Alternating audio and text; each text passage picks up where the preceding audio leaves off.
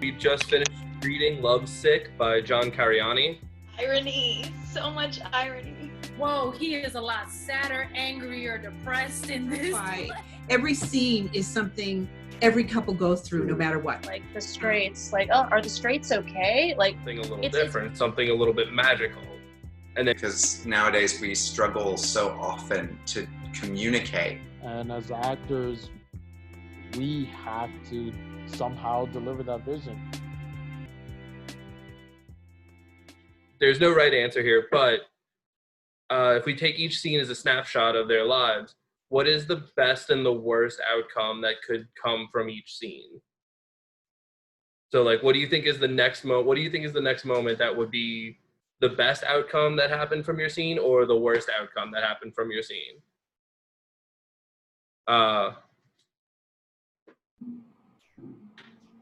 Andre.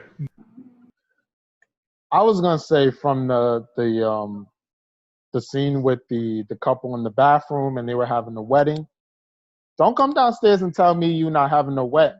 Like, I traveled, I done bought tickets, I done done a lot of things to get here. Don't tell me we not about to party and celebrate something. We gonna celebrate something, you know what I mean? So that's the worst to me that can happen. Forget your love. So you're worried about the guests. I'm worried about the fun. You know what I mean? What are we gonna tell these people who traveled for us?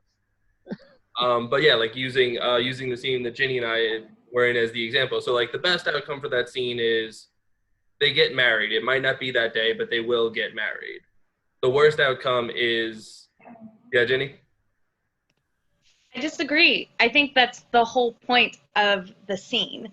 The whole point of the scene is, and the thing that John Cariani addresses so intricately, or so well in each of the couple's relationships, is there is no good, best, or worst situation.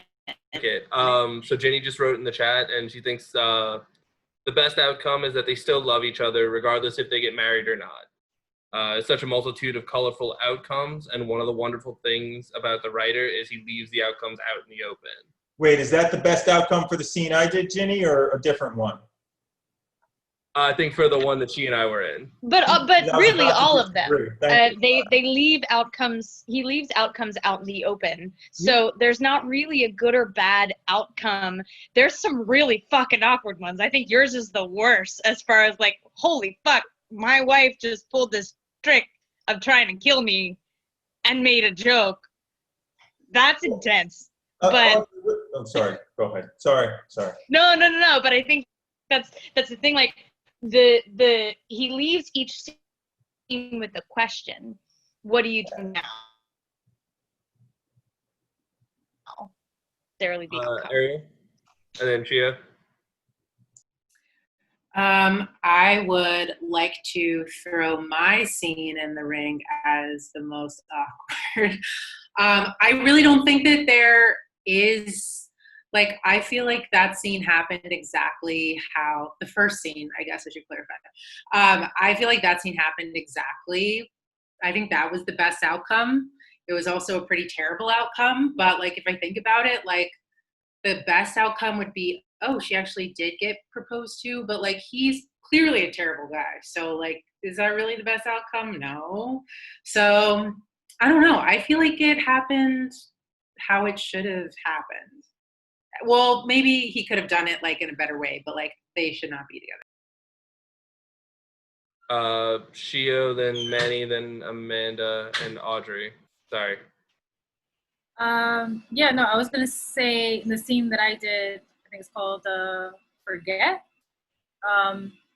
It says in the director's, the playwright's notes, stage directions, like when she has her final like okay at the end, it comes with a realization like, okay, he doesn't want to have kids. I'm 40 years old. This isn't happening. So I don't know if there's a positive outcome for that situation, because there's a woman who's 40 years old. She wants to have children. And we all know there's many means of doing so, whether you're 40 or 50 or 60 or whatever have you. You can adopt, you can do whatever you want. But if you're married and you're in a partnership or a relationship where a partner is saying, I'm good, things are great, I'm not thinking about having kids. I kind of thought like the whole kid conversation was like, what if? So in the notes, in the play, he writes, like, she says this with even a little like asterisk, like, she's not mad, but she's saying this last okay with like a realization. Like, so I think in the scene that I did particularly, she's probably going to walk away from this marriage because this is what I want. You know, I've been planning and hoping for this and we kind of forgot, but it's really, you don't want this. And now we're having the conversation on my 40th birthday and it's kind of late. But I think the outcome really is going to be that she walks away because this is what she wants and it's not what he wants. And it's a conversation that happens a little too late in a marriage or a relationship or whatever have you.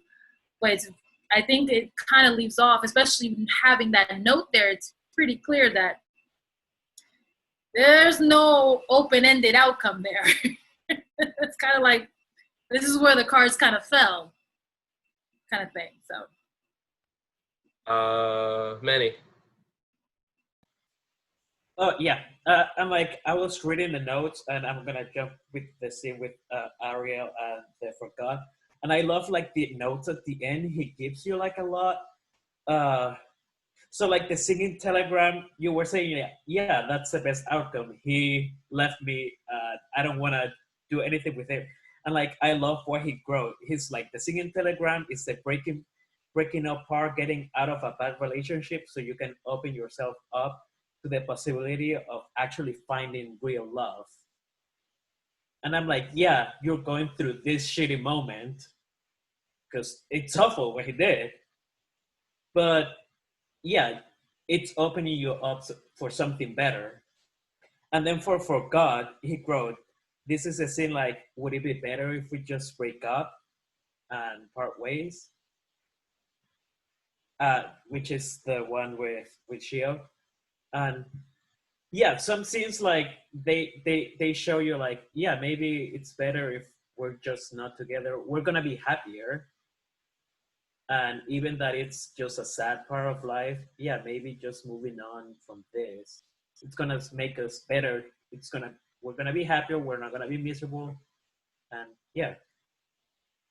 I think that it's interesting, these open-ended outcomes that we have or that we see, because there's so many relatable things about these scenes and people have been in these types of relationships. And it's interesting from an audience perspective of how you think the relationship ended. Who would choose, like in Shio's situation, they forgot to have a kid. Maybe she feels too old, maybe like whatever the situation is. Does she stay? What would you do if that were you? Like, you forgot, so now you think you're too old. So do you go find someone else? You just stay with that person? Like, at what point do you move on from certain relationships where maybe for one person they would have been like, girl, I would have gotten out of that so much sooner. And then the other side of it, you just stay in these relationships not knowing if you're happy or what way is correct until you know for yourself. And then if I can, I kind of wanted to raise the question, because we keep referencing the last scene where it kind of ties all these moments in one relationship. Like, do you think the last scene is another way for the playwright to show us what he thinks the outcome is? Like in Ethan and Ginny's scene with the cold feet, that's referenced, like he got cold feet in the last scene, they got married and they got divorced. In Ethan and Ginny's scene, we see that they don't know, like, yeah, we want to stay together. So do they then get married at some point and then get divorced, as it shows in the last scene? Like, we forgot to have kids and then we got divorced. Like, is that the playwright, again, giving us the clear direction of how he thinks all of them ended versus the sentimentalist who thinks it may have turned out okay? Andre, I saw your hand pop up. No, I think Amanda actually brought up my point.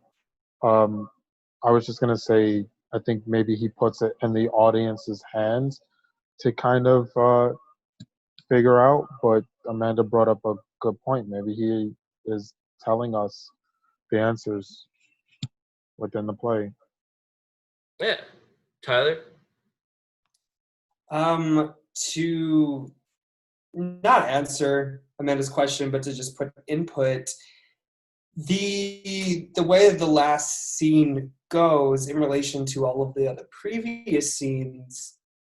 Oh no, I had a train of thought and it ended. Wow, where did it go? Gosh, where is my brain? It's as if, oh no, I had a thought and it's gone. This is bad. Oh no. That's Just why keep talking, it'll come. Just keep talking. Keep going. Keep going. Great, I will keep talking. It's as if like all of those, the culmination of all of the scenes into the final scene. It's There we go. We got it. as if I don't know if it's there yet. Let's be real. It's okay. So referencing to the title of the play, Love and Sick. It's like Love/Sick. Excuse me. Love Sick. We love somebody so much that sometimes we make a sick decision. This is my own thought process. The sick decision to possibly stay, to continue, to see, because that love is pure, in my mind at least, that we continue and we continue because we can make this work. We can make this a reality. And sometimes you just get sick and tired of it, I guess, which ends into the final scene. But then, while you might have ended on the sick feeling, the love still remains. I think regardless, all of the scenes exhibit love at its pure sense. No matter what the sick might be, because everybody is sick in their own scene individually, but the love is there, and I think the love is what kind of overcomes everything. I think love overcomes the sick, or else it wouldn't be put first in the title, I guess. That's not where I was going in my mind, but that is where I ended. So I think that's a decent enough way to say to stop talking. Thank you. No, that was really good. Way to get back to it. I saw Cam's hand pop up and then Manny. Yeah, like further to what you were saying, Tyler, and then also like sort of bringing it around to my scene, and I think also the scene right at the beginning, is that, and also the structure of the entire play, given the fact that it has an arc, start of a relationship through to the end, and then a culmination of all the varying points in a relationship.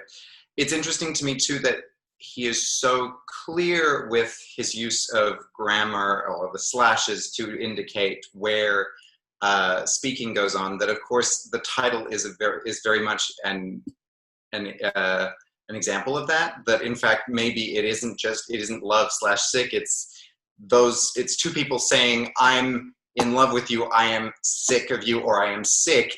Am I in love or am I sick at the same time?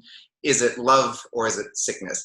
And so that sort of comes around, and it is almost in the beginning, I'm not actually sure if impulsive disorder or if the affliction that Amos's character was going through are real things, but if they are, there's that kind of situation of like, okay, in this, everything feels really heightened because of these almost like they're sicknesses, really, in a way, to that they're the problem that you're overcoming within the scene.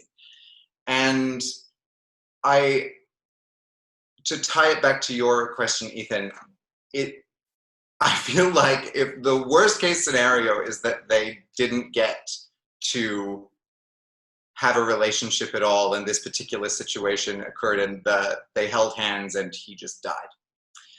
That would be the worst and awful situation. And the best is that they had something start and that it got to keep going. I think I made connections there. I'll cede the floor to somebody else. Manny? Oh God, let's see if I remember because also I'm forgetting this. So yeah, I was going to go with the last scene because the last couple they went through everything that each little couple went, and then they just realized that it wasn't their destiny to be together. But even that they didn't love each other, they wanted to keep trying. Then I found that they discovered, yeah, we did it, we tried it, we kind of want to do it again, but yeah, it's not a good idea. So I think like they decide like, yeah, we're gonna keep trying again, maybe not with you, but with another person, and that's why at the end it's like the end is the beginning. So they're gonna begin again. They're gonna go through all the process again. They might end up at the same place again because both of them were married twice. Uh, so they like already did it not once, they did it twice, and he ended up different. But they're like, yeah, I want to keep doing it again because I want the love. It might end up again at the same place that I'm gonna get divorced, but hopefully I'm gonna find the one person that it's gonna be like, yeah, this was the right decision.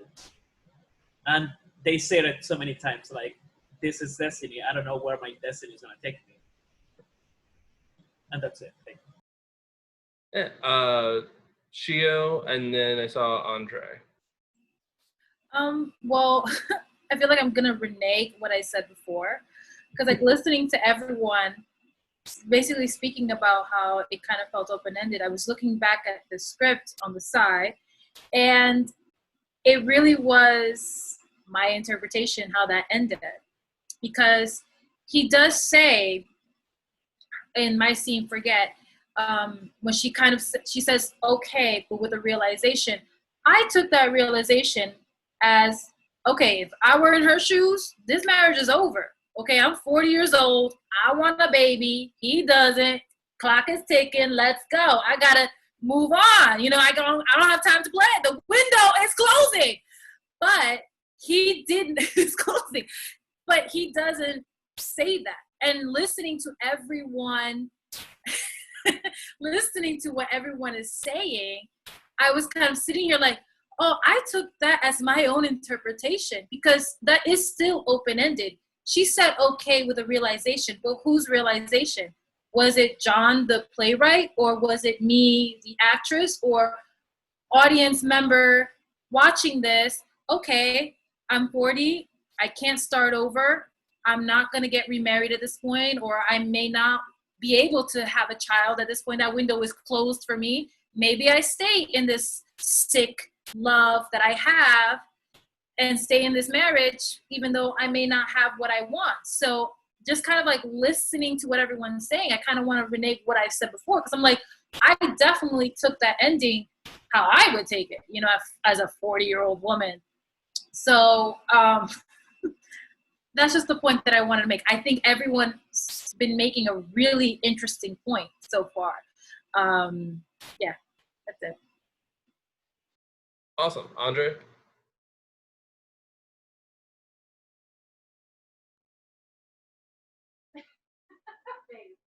I kind of forgot where I was gonna go, but the only thing I could think of is how clear John just expresses love, and maybe the message is just for the audience. Like, this is how crazy love is. Like, I'm sure couples that sat in the audience probably left in silence, and it was a long car ride home. Because for me, at least in Almost Maine and in this one, it kind of just made me think of like how we think of love and how society portrays love is like this whole Disney fantasy and like this things you have to have, and this whole, even the whole timeline, like when you should have kids, and like, oh crap, like I forgot, and like, no, if you forgot, that means we don't love each other, or like we should be together. I just love how he puts all of that out into the audience and into the world, and just says like, okay, now like deal with it, like go figure out what I'm trying to say. And I appreciate that in the writing. Drew, how'd you feel about the toy gun in your face? Frankly, that scene is my real life, so I didn't really do much. No, the scene could the best and worst outcomes. I mean, the best outcome is that he actually does try to make her not bored, which I don't think happens. I think this guy is an optimist in the sense that he passionately pretends everything is okay when it in fact is not. He is blind, deaf, and dumb by choice. And then I guess the worst outcome is she shoots him. But that frankly, that whole pulling the gun is, to me, one of a few things in this play that just doesn't fit for me. Because as a number of people have commented, like, compared to, look, I wasn't here for the last play reading. I read Almost Maine a year ago, so like it's really not fresh in my mind. But this is the darker play, and it's grounded in a reality that I'm just regurgitating what others have said at this point. And pulling a gun and a few of the other things that happen in some of those scenes are just break the realism of it for me. I felt like in our scene, if you take away that gun, it's just like a guy who's sort of accepted the reality of the situation, the woman who's fighting it. The gun destroyed it all for me, frankly. So the worst that could have happened is they get a divorce in my version. Yes. Going off of Manuel's point about destiny, because that is kind of like how we end the play on, is like, what is destiny? You can use that idea to every single scene, from the first scene of them meeting, having this passionate, impulsive love, and then not pursuing it. Like, is that destiny? Was that their destiny? Did they meet their destiny? And then using that same idea of what is destiny all the way, scene by scene. And I think destiny is how you take it. So I think all of the ideas and all of the thoughts of the of how scenes should end are, again, obviously taken up to the idea of to the audience of what is the destiny? What is destiny in their eyes? And what is destiny to the eyes from what we have just witnessed, based off of the relationship we've seen. I just want to piggyback because of that. Manuel make a wonderful point about bringing up destiny. That's it. No, I think that's a good point. Shia. I just wanted to piggyback on what Tyler was saying. I kind of love that how he ended with the last scene, talking about, like, what if something negative that's happening to us is our destiny, and that opens up to these positive opportunities. And again, listening to everyone speaking and everyone's point of view, and kind of looking back at what he was writing, on the sidelines, I think it's a very interesting outlook on what does destiny necessarily mean. Everyone thinks about destiny as this magical fairy tale, beautiful story ending, but what if divorcing this person who wasn't right for me, but going through the process of, like, the steps of, like, meeting this person, marrying this person, having a relationship, having a life with this person, realizing that's not who I want to be, this is not who I want to be with, letting it define and maybe build up my character, who I want to be as a person, and then divorcing this person and becoming the stronger person and finding a better opportunity. What if that negative thing that happened in my life is destiny? What if destiny is not just this fairy tale, beautiful, fluffy thing, but it's a reality that we go through these motions in life where we learn and we grow and we progress, and it can be ugly sometimes, it can be hurtful, it can be rough, but at the end we shine like a bright diamond. At the end we come out clean and it becomes a beautiful thing at the end. So I really love that, like, little bow that he tied this whole play with. And to Tyler's point, I think this idea of destiny is what you take with it, what you make of it. Sorry. Yeah, I definitely think those are all really good points. And I think we've all kind of elaborated on some really cool ideas with all of this. And so with that in mind,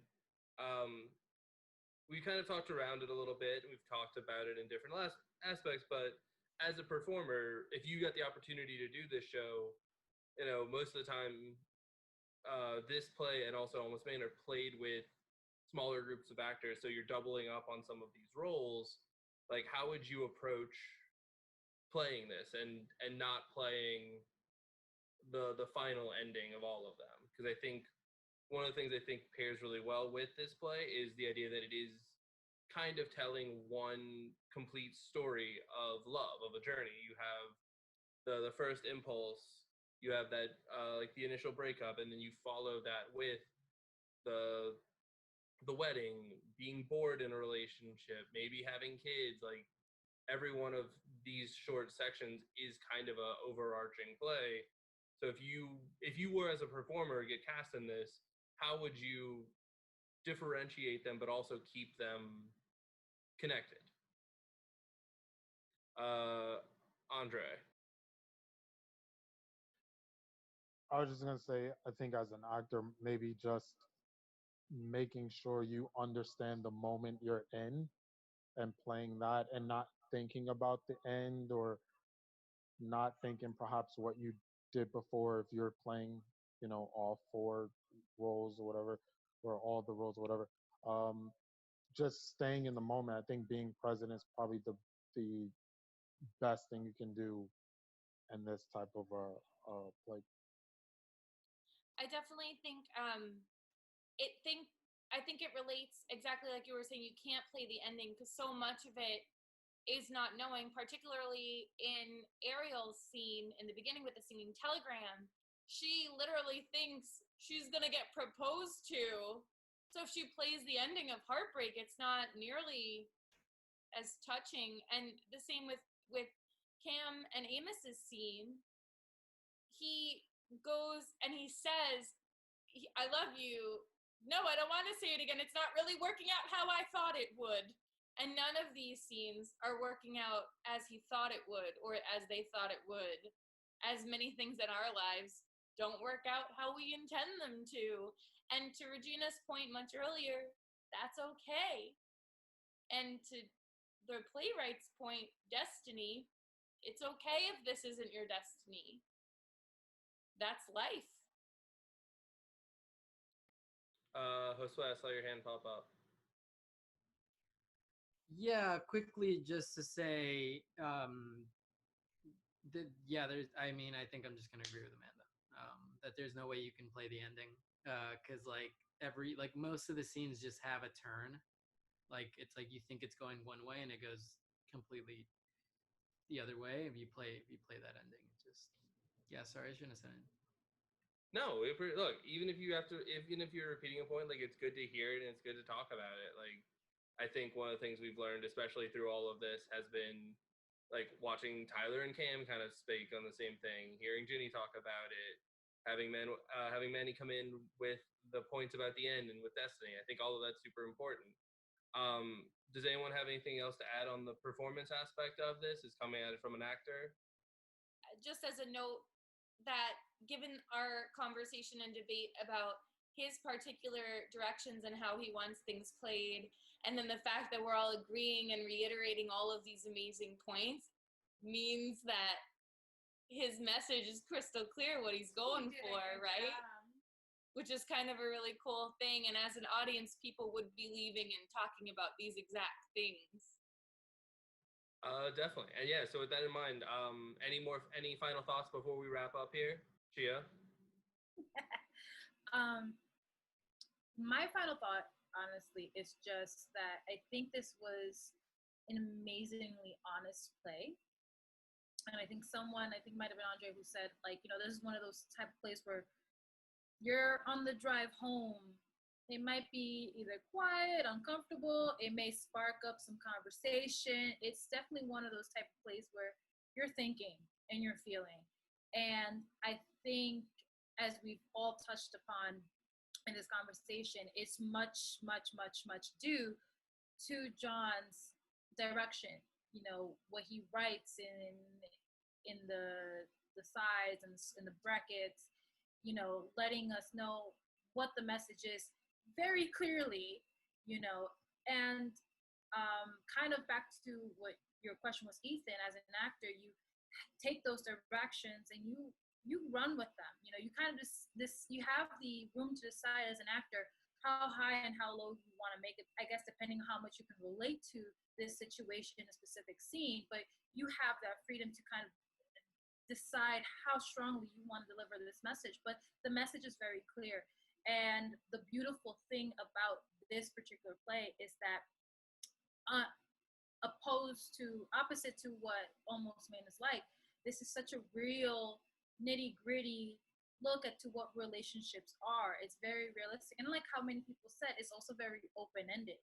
You know, while these discussions and conversations are very difficult, it's much so a very underlying layer of, we can work through this, we can figure out what's best for myself, best for you, and whatever the outcome may be, it will be an honest outcome because we had this honest conversation.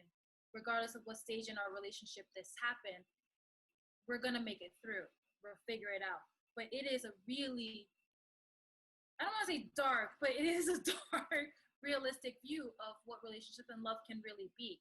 So I think it was a very beautiful way that he did it in terms of his language, his directions to the actors, his settings, and even in the themes within each scene, as we've all discussed. I think it was very beautifully done. That's my final.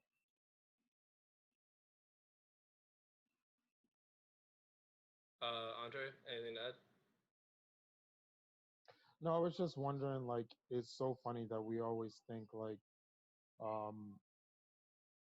the like destiny just has to be positive, and then everything else is just horrible. Or like or the fact that we're calling these particular set of scenes dark, when I feel like they're the most truthful scenes that I've seen, aside from like all the magic, and like you can interpret all the magic and the surrealism that comes with Almost Maine, but like we actually called the reality of things, like people coming to terms with the reality and truths of things, the most important, the truth of things, and we're like, I don't know, this seems pretty evil. So maybe we shouldn't do this. But I just thought it was funny. We think that these truths are the dark, which it's probably the truth is the most loving thing that you can probably give to a person. So Tyler, was your hand up? Yes. Shio and Andre, they hit it on right. It's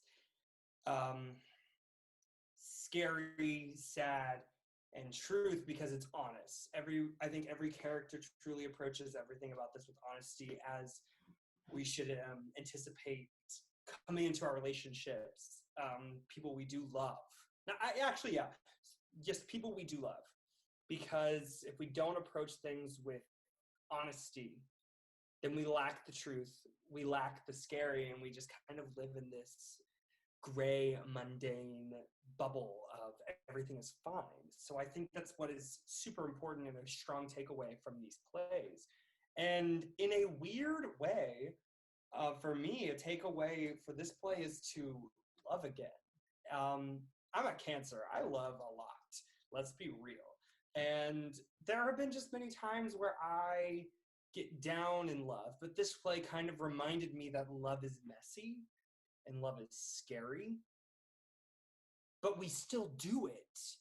And if we don't do it, who are we at the end of this?